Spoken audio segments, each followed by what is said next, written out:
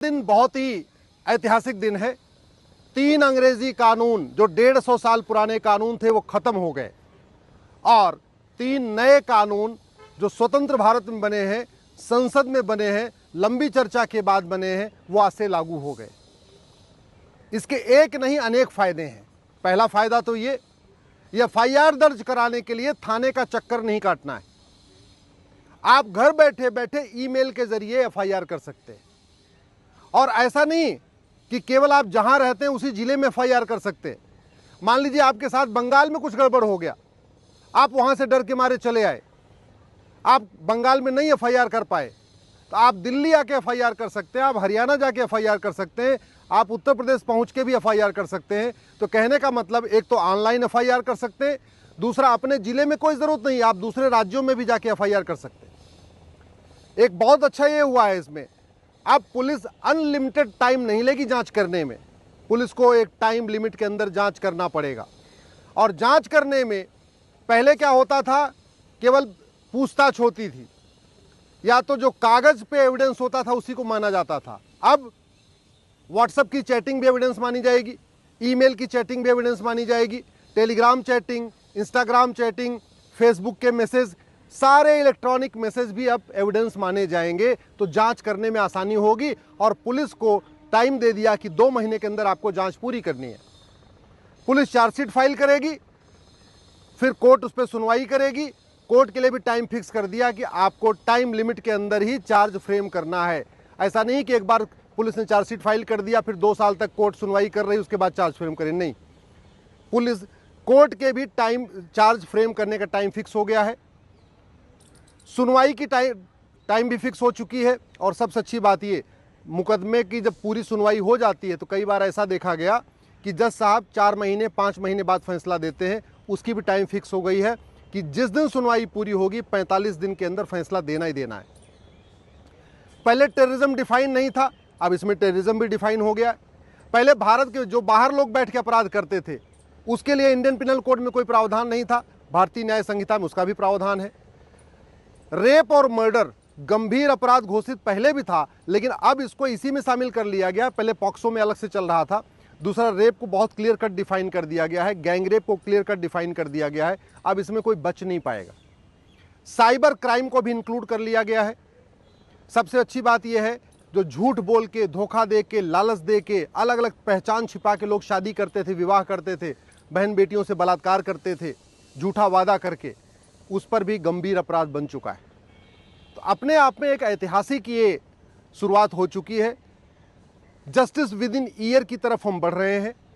इन तीनों कानूनों को लागू करने के बाद 1 साल के अंदर फैसला करना आसान हो जाएगा।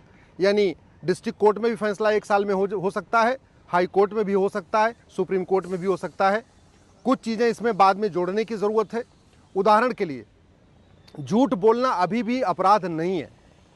झूठी शिकायत को गंभीर अपराध घोषित करना जरूरी है, झूठी FIR को गंभीर अपराध घोषित करना जरूरी है, झूठी गवाही को गंभीर अपराध घोषित करना जरूरी है, झूठे हलफनामा को गंभीर अपराध घोषित करना है, झूठी जांच, जो पुलिस झूठी जांच कर देती है कई बार, उसको भी गंभीर अपराध घोषित करना है। क्योंकि कई बार ऐसा देखा गया है कि झूठी शिकायत, झूठे मुकदमे, झूठी गवाही के कारण बहुत सारे मुकदमे चलते रहते हैं और बहुत सारे लोग परेशान होते हैं। दूसरा, इलेक्ट्रॉनिक एविडेंस को एविडेंस मान लिया गया है, लेकिन अभी नार्को पॉलीग्राफ ब्रेन मैपिंग को मैंडेटरी नहीं किया गया है। मेरा ये मानना है जस्टिस विद इन ईयर के लिए नार्को पॉलीग्राफ ब्रेन मैपिंग भी मैंडेटरी होना चाहिए। हर जिले में narco polygraph brain mapping lab भी होनी चाहिए। एक बहुत अच्छी बात हो कि ई कोर्ट के माध्यम से देश की सारी कोर्ट अब जुड़ जाएंगी। ई प्रिजन के माध्यम से देश की सारी जेल एक साथ जुड़ जाएंगी, एक प्लेटफॉर्म पे आ जाएंगी। यानी क्लिक करते ही पता चल जाएगा कि देश के किस जेल में कौन अपराधी बंद है। ई प्रोसिक्यूशन के माध्यम से आपको फाइल लाने की ज़रूरत नहीं है। इसी तरीके से ई फॉरेंसिक के माध्यम से जो फॉरेंसिक लैब में जो डेटा होता है वो आपको बट क्लिक करते ही मिल जाएगा। तो कोर्ट में सुनवाई के दौरान पहले क्या होता था कि कई बार कहते थे जी हम फाइल नहीं लाए, तो फाइल नहीं लाए तो कोई बात नहीं, वहीं बटन क्लिक करते ही फाइल खुल जाएगी। कई बार होता है कि नहीं, जो फॉरेंसिक रिपोर्ट नहीं सामने आ पाई है तो उसकी भी कोई ज़रूरत नहीं है। फॉरेंसिक टेस्ट जहां होगा वहां से वो रिपोर्ट सबमिट कर देंगे और कोर्ट में बैठे बैठे जज साहब क्लिक करके फॉरेंसिक रिपोर्ट देख लेंगे। तो अब एक तरीके से फाइलों से छुटकारा मिलेगा। जो मोटी मोटी बड़ी बड़ी फाइलें होती थी, पेड़ कटने से बचेंगे। स्वाभाविक सी बात, जब पेपर कम होगा तो पेड़ भी हमारा बचेगा, तो इन्वायरमेंट के लिए भी अच्छा है। एक मेरा इसमें मानना है, घुसपैठ इसमें शामिल नहीं की गई है। वेजिंग वॉर की धारा है, वेजिंग वॉर इसमें है, लेकिन वेजिंग वॉर को, घुसपैठ को वेजिंग वॉर डिक्लेयर नहीं किया गया है। तो मेरा यह मानना है कि घुसपैठ को वेजिंग वॉर डिक्लेयर करने की जरूरत है, जिससे वेजिंग वॉर की धारा घुसपैठियों पर लगना शुरू हो जाए। धर्मांतरण को भी वेजिंग वॉर डिक्लेयर करने की जरूरत है, क्योंकि अल्टीमेटली जो धर्मांतरण का उद्देश्य यही है ना, राष्ट्रांतरण है। धर्मांतरण का मेन उद्देश्य यही है कि भारत की डेमोग्राफी कंप्लीटली बदल दिया जाए। तो धर्मांतरण भी वेजिंग वॉर है, तो वेजिंग वॉर को डिफाइन करने की जरूरत है। जो फर्जी लोग डॉक्यूमेंट बनाते हैं घुसपैठियों के लिए, अलगाववादियों के लिए, आतंकवादियों के लिए, उसको भी इसमें गंभीर अपराध घोषित नहीं किया गया है। तो मेरा ये भी सरकार से निवेदन है, आने वाले टाइम में जो लोग फर्जी राशन कार्ड बनाते हैं, आधार बनाते हैं, ड्राइविंग लाइसेंस बनाते हैं, वोटर आईडी बनाते हैं, घुसपैठियों के लिए बनाते हैं, अलगाववादियों के लिए बनाते हैं, जिहादियों, कट्टरपंथियों के लिए बनाते हैं, उसको भी इसमें शामिल कर लिया जाए। लेकिन अल्टीमेटली जो जस्टिस विद इन ईयर का सपना था, वो मुझे लगता है अब साकार होना शुरू हो जाएगा। कुछ और भी इसमें सुझाव की ज़रूरत है। एक्चुअल में इसको आने वाले टाइम में इसको ऐसे भी किया जा सकता है कि जितने और अपराध हैं, चाहे वो घूसखोरी है, चाहे जमाखोरी है, या मिलावटखोरी है, या कालाबाजारी है, नशा तस्करी है, मानव तस्करी है, या ये और भी जितने, चाहे वो ज़मीन पे जो अवैध निर्माण है या धर्मांतरण, घुसपैठ, इसको सबको इसमें मर्ज करने की ज़रूरत है। उससे FIR लिखना बहुत आसान होगा। अभी क्या रखा है, 50 कानून चलते हैं, तो जो हवलदार जो FIR लिखता है उसके लिए बहुत मुश्किल होता है, उसको हर अपराध के लिए एक नई किताब उठा के देखना पड़ता है। जब एक ही किताब में सारे अपराध हो जाएंगे तो हवलदार के लिए FIR लिखना आसान हो जाएगा, थानेदार के लिए जांच करना आसान हो जाएगा, सरकारी वकील के लिए भी बहुत आसान हो जाएगा बहस करना, डिफेंस लॉयर के लिए भी वो बहुत आसान हो जाएगा बहस करना, और जज साहब के लिए बहुत आसान हो जाएगा। तो मेरा ये मानना है, इस कानून के आने के बाद जस्टिस विद इन ईयर की शुरुआत हो गई है। कुछ और जो इसमें जोड़ने की ज़रूरत है वो आने वाले टाइम में जुड़ जाएगा, और जब जस्टिस विद इन ईयर लागू हो जाएगा, मैं गारंटी के साथ कहता हूँ भ्रष्टाचार भी कम होगा, अपराध भी कम होगा। अभी क्या हो रहा है कि सज़ा नहीं होती है। अच्छी बात यह है कि जो इलेक्ट्रॉनिक एविडेंस को ले लिया है ना, इससे क्या होगा कि सज़ा की रफ्तार डबल हो जाएगी। अभी बहुत सारे राज्यों में 10% सज़ा होती थी, मतलब अगर 100 FIR होते थे तो 90 लोग सबूत के अभाव में छूट जाते थे, केवल 10 लोगों को सज़ा होती थी। अब इलेक्ट्रॉनिक एविडेंस को एविडेंस मान लिया गया तो ये सज़ा डबल हो जाएगी। जहाँ 10% सज़ा होती थी वो 20% सज़ा शुरू हो जाएगी। और जब जैसे ही सज़ा शुरू होगी, कानून का खौफ पैदा होगा। कानून का खौफ पैदा होगा तो लफ्ज़ जिहाद भी रुकेगा, लैंड जिहाद भी रुकेगा, धर्मांतरण भी रुकेगा, घुसपैठ रुकेगी, माओवाद भी रुकेगा, नक्सलवाद भी रुकेगा।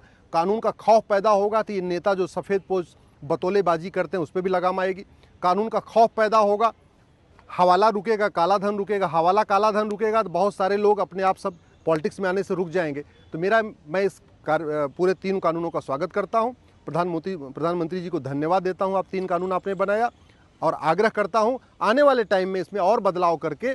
और एक जो बड़ा इम्पॉर्टेंट है कि भारत में एक पुलिस कानून को भी बदलने की ज़रूरत है, क्योंकि 1860 का इंडियन पिनल कोड बदल गया, 1872 का एविडेंस एक्ट भी बदल गया, लेकिन पुलिस एक्ट 1861 वाला ही चल रहा है। तो चूंकि जांच पुलिस को ही करना है, सारा काम पुलिस को करना है, तो पुलिस को स्वतंत्र और निष्पक्ष बनाने के लिए 1861 का पुलिस एक्ट भी बदलना ज़रूरी है।